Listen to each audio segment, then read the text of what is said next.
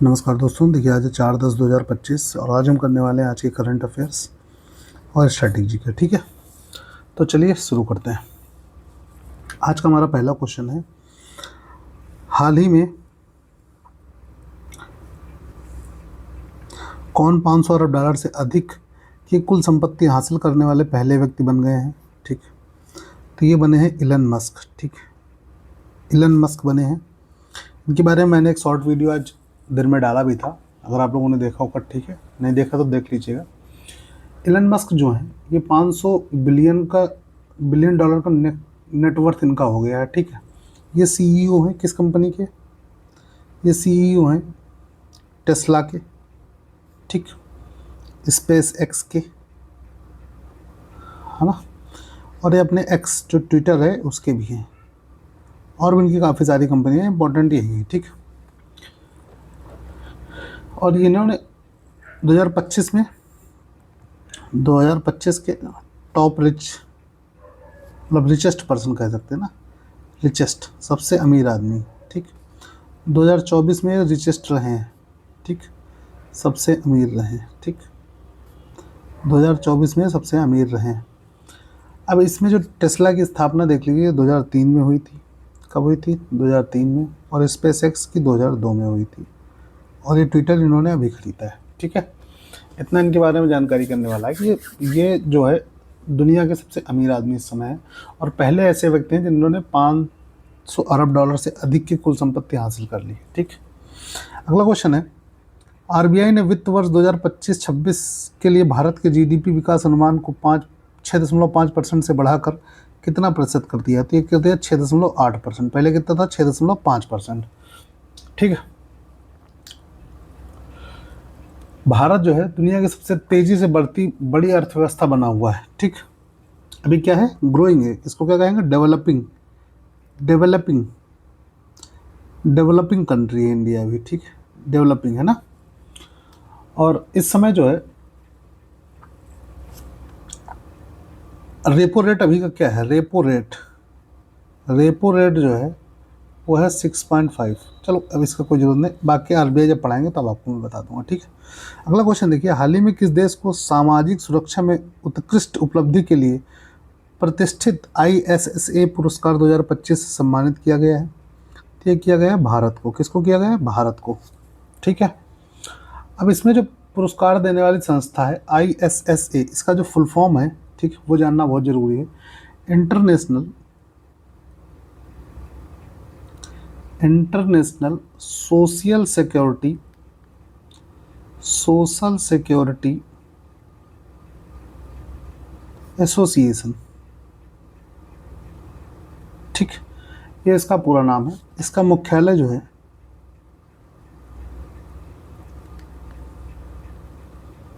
Geneva में है। कहाँ पे है? जिनेवा में। जिनेवा कहाँ पड़ता है? स्विट्जरलैंड। ठीक, स्विट्जरलैंड में।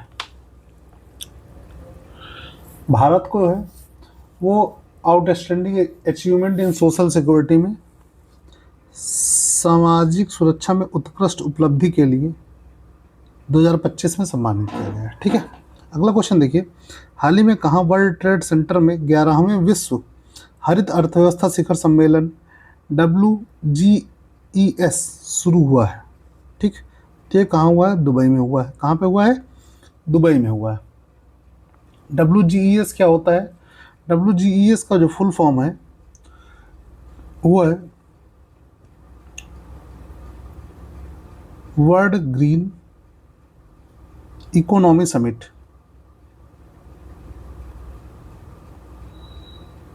ठीक, विश्व हरित अर्थव्यवस्था शिखर सम्मेलन।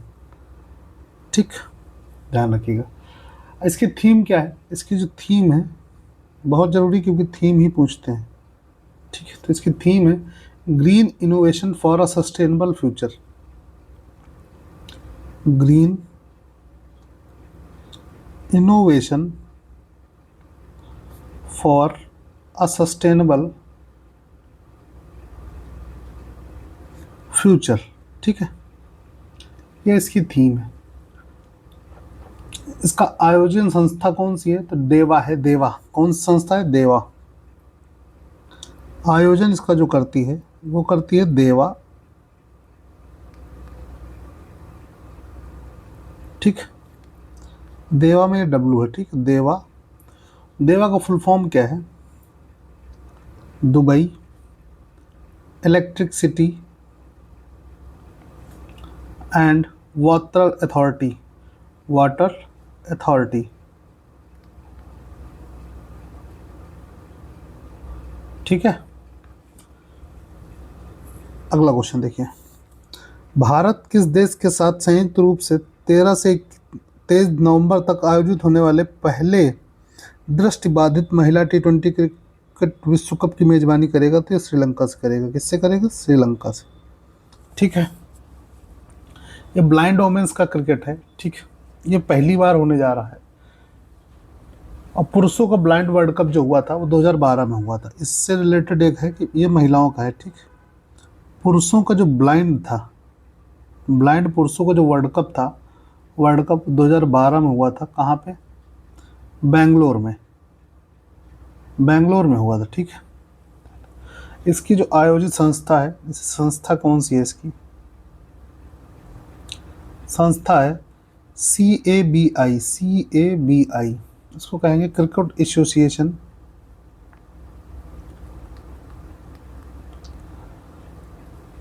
Association for the blind in India. Blind in India. ठीक है। अगला क्वेश्चन देखिए, हाल ही में किस देश को अंतर्राष्ट्रीय नागरिक उड्डयन संगठन की परिषद में भाग 2 के लिए पुनः निर्वाचित किया गया है? तो ये भारत को किया गया है। किसको किया गया है? भारत को। ठीक है। इंटरनेशनल नहीं, council of the international civil aviation organisation. ठीक है। इसमें जो है भारत को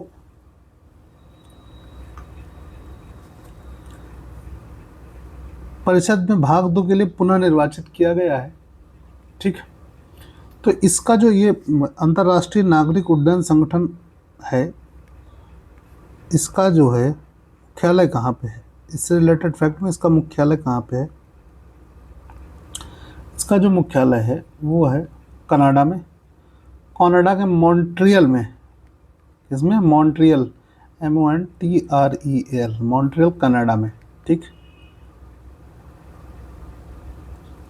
ठीक है। और इसकी स्थापना कब हुई थी? इसकी स्थापना जो हुई थी वो हुई थी 1944 में। ठीक, अगला क्वेश्चन देखते हैं, हाल ही में किस मंत्रालय ने मित्र राष्ट्रों को मान्यता देते हुए स्वतंत्रता ही सेवा 2025 अभियान का समापन किया है? तो ये किया है औद्योगिक मंत्रालय ने। किसने किया है? औद्योगिक मंत्रालय ने। ठीक, इस अभियान का उद्देश्य था, इसका जो उद्देश्य है, इस अभियान का जो उद्देश्य है वो है भारत मित्र राष्ट्रों के साथ औद्योगिक संबंध मजबूत करना। के साथ औद्योगिक संबंध मजबूत करना।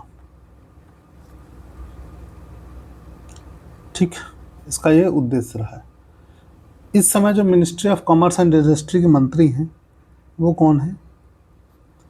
पीयूष गोयल। कौन है? पीयूष गोयल। ठीक, ध्यान रखिएगा। अगला क्वेश्चन है, आरबीआई ने 29 सितंबर से 1 अक्टूबर 2025 तक आयोजित मौद्रिक नीति समिति की किस बैठक के बाद अपनी मौद्रिक नीति रिपोर्ट अक्टूबर 2025 जारी की है? तो 57वीं बैठक है। कौन सी? 57th बैठक है। ठीक है, 57th बैठक है। ये कब से कब तक रही? 29 सितंबर से 1 अक्टूबर तक रही है। ठीक, ध्यान रखिएगा। अगला क्वेश्चन है, किस राज्य में बथुकम्मा उत्सव महिलाओं द्वारा मनाया जाता है? तो ये तेलंगाना और आंध्र प्रदेश में मनाया जाता है। कहाँ मनाया जाता है? तेलंगाना और आंध्र प्रदेश में। ठीक है, ये महिलाओं का फूलों का त्यौहार है। काहे का त्यौहार है? ये जो है ये फूलों का त्यौहार है। फूलों का त्यौहार है।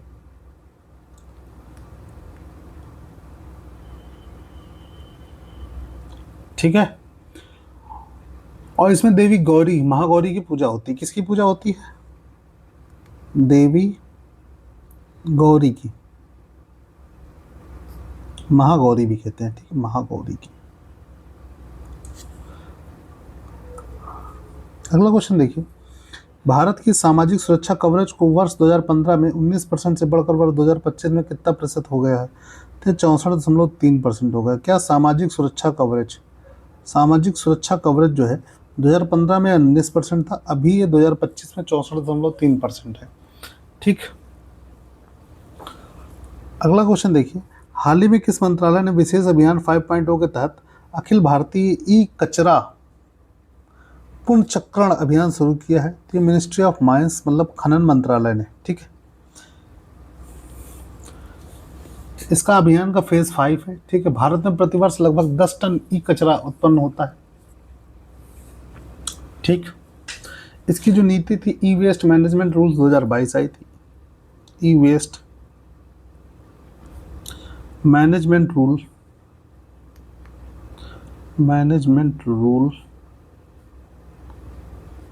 2022 में आया था। ठीक है, ये एक चीज ध्यान रखना है। और भारत में प्रतिवर्ष लगभग 10 टन ई कचरा निकलता है। ठीक, ई कचरा ध्यान रखिएगा। अगला क्वेश्चन है, प्रधानमंत्री कितने करोड़ रुपए के निवेश के साथ केंद्र प्रायोजित योजना पीएम सेतु का शुभारंभ करेंगे? तो ये करेंगे 60,000 करोड़ रुपए के साथ। कितने? 60,000 करोड़ रुपए के साथ। ठीक, पीएम सेतु इसका जो फुल फॉर्म होगा वो क्या है? पीएम सेतु का फुल फॉर्म है prime ministers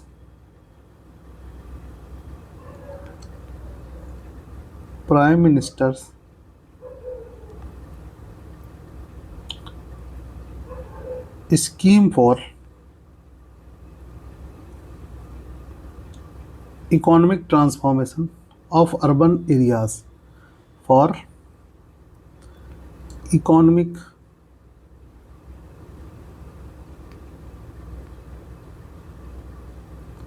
transformation of urban areas. ठीक, ये इसका फुल फॉर्म है। ठीक, इसका उद्देश्य है शहरी अवसंरचना विकास और रोजगार सृजन। ठीक, योजना का संचालन करती है, इसका जो संचालन करती है इस योजना का, तो संचालन करती है ministry of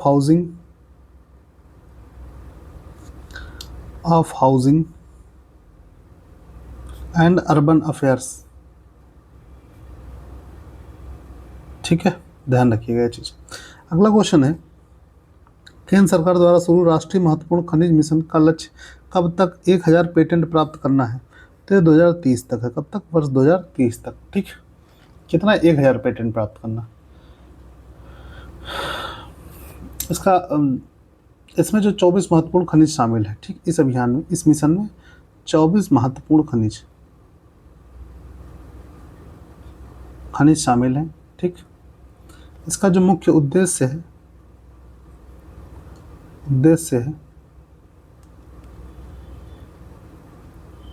rare earth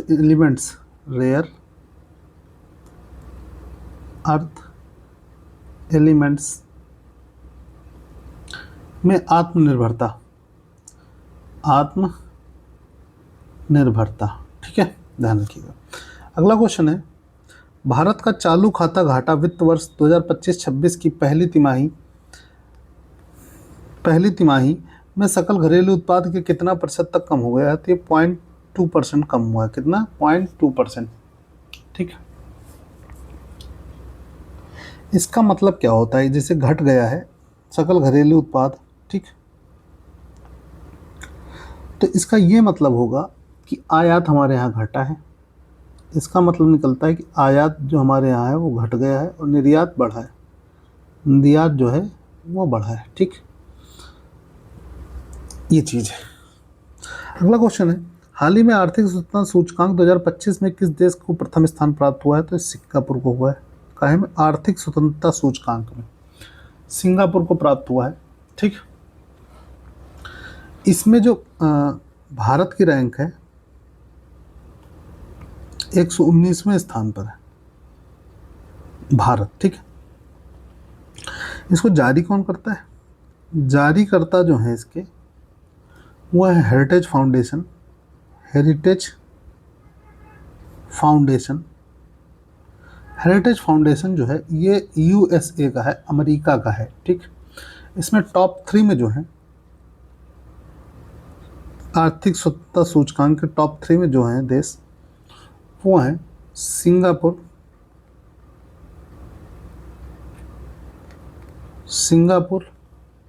Switzerland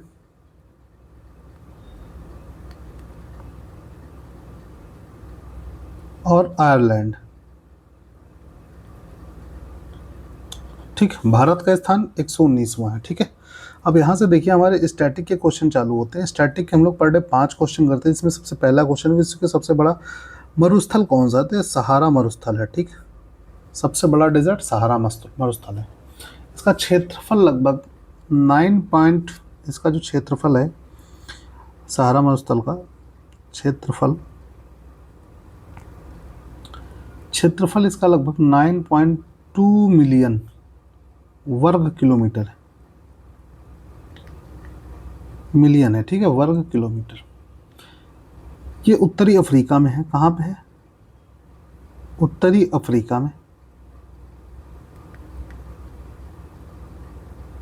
ठीक है, और इसमें जो देश आते हैं वो हैं Algeria, Egypt, Libya, Morocco, Sudan आदि आते हैं। ठीक, ध्यान रखिएगा।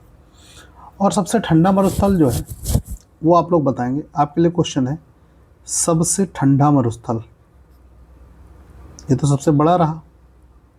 सबसे ठंडा मरुस्थल कौन सा है? सबसे ठंडा डेजर्ट कौन सा है?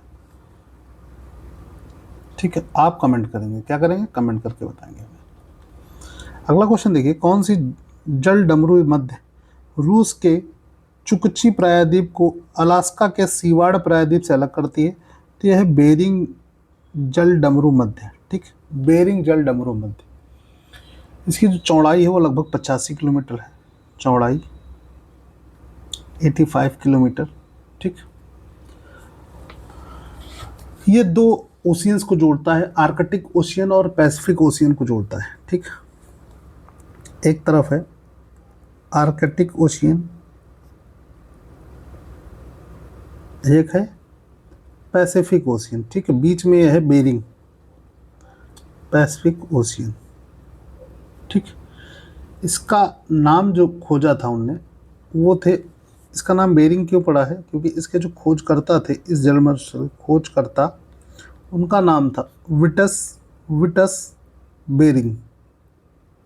विटस बेरिंग उनका नाम था, इसी वजह से इस जल डमरू मध्य का नाम बेरिंग हो गया है। ठीक है, अगला क्वेश्चन देखिए, वर्ल्ड वाइड वेब का आविष्कार किसने किया था? तो ये किया था टिम बर्नर्स-ली ने। टिम बर्नर्स-ली ने वर्ल्ड वाइड वेब का वो किया था। कब किया था इसका आविष्कार? आविष्कार वर्ष जो है, वर्ष है 1989 में। ठीक, और इसके जो रिलेटेड संस्था वो थी CERN। ठीक, कहाँ की है? स्विट्जरलैंड की है। ठीक है, ध्यान रखिएगा। अगला क्वेश्चन देखिए, विश्व का सबसे ऊंचा पर्वत शिखर कौन सा है? तो माउंट एवरेस्ट है। कौन सा है? Mount Everest. ठीक, माउंट एवरेस्ट, ध्यान रखिएगा। माउंट एवरेस्ट जो है, इसकी ऊंचाई कितनी है? इसकी जो ऊंचाई है वो 8,848.86 मीटर है। ठीक, ध्यान रखिएगा। ये कहाँ है? नेपाल चीन सीमा पर है। नेपाल चीन सीमा पर है। ठीक, इसके खोजकर्ता कौन थे? खोजकर्ता की वजह से इनका नाम पड़ा है खोजकर्ता। माउंट एवरेस्ट इसीलिए नाम पड़ा क्योंकि उनका नाम था जॉर्ज एवरेस्ट। ठीक, इसी वजह से नाम इसका माउंट एवरेस्ट पड़ा था। अगला क्वेश्चन देखिए, भारतीय संविधान के किस अनुच्छेद में निर्वाचन आयोग का प्रावधान है? अनुच्छेद 324 में। किस में है? अनुच्छेद 324 में। ठीक, इसकी स्थापना कब हुई थी निर्वाचन आयोग की? स्थापना जो हुई थी वो हुई थी 25 जनवरी 1950 को। ठीक, इसी वजह से 25 जनवरी को नेशनल वोटर्स डे मनाते हैं, नेशनल वोटर्स डे। ठीक, आपको क्वेश्चन बताना है, इसमें कमेंट करना है वर्तमान मुख्य निर्वाचन आयुक्त कौन है, आयुक्त कौन है। ठीक, आप कमेंट करेंगे इसको। ठीक है, चलिए आज के वीडियो में इतना ही। इस पीडीएफ को मैं अपने टेलीग्राम चैनल पर डाल दूंगा, जो वहाँ नहीं जुड़े हैं वो ज्वाइन कर लीजिएगा। ठीक है, मिलते हैं अगले वीडियो में, तब तक के लिए बाय बाय, टेक केयर।